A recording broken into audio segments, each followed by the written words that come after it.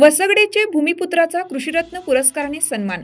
श्री संतोष अण्णा पाटील यांना वरद कृषीरत्न.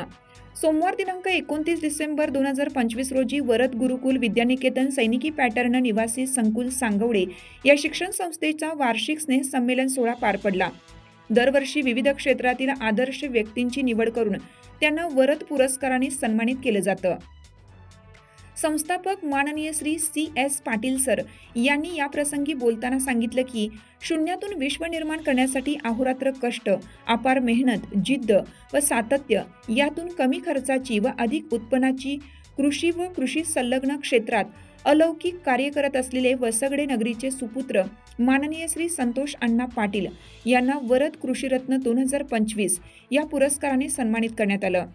पुरस्कार प्राप्त झाल्यानंतर माननीय श्री संतोष अण्णा पाटील यांनी माझ्यासारख्या सर्वसामान्य शेतकऱ्याची शेतीविषयीची धडपड व आस्था बघून वरद गुरुकुलने हा सन्मान केला. परंतु हा सन्मान फक्त माझा नसून संपूर्ण वसगडे नगरीचा सन्मान आहे. त्यामुळे पुढील कामास दुप्पट वेग येईल असे प्रतिपादन देत संकुलाच्या वाटचालीसाठी शुभेच्छा दिल्या व रोख रक्कम 51,000 रुपये देणगी जाहीर केली. लहानपणापासून कष्टातून जिद्दीने शेतीचा ध्यास घेत एक यशस्वी वाटचाल केली. त्यामुळे वसगडे नगरीचे सुपुत्र माननीय श्री संतोष अण्णा पाटील यांचे सर्वत्र कौतुक होत आहे.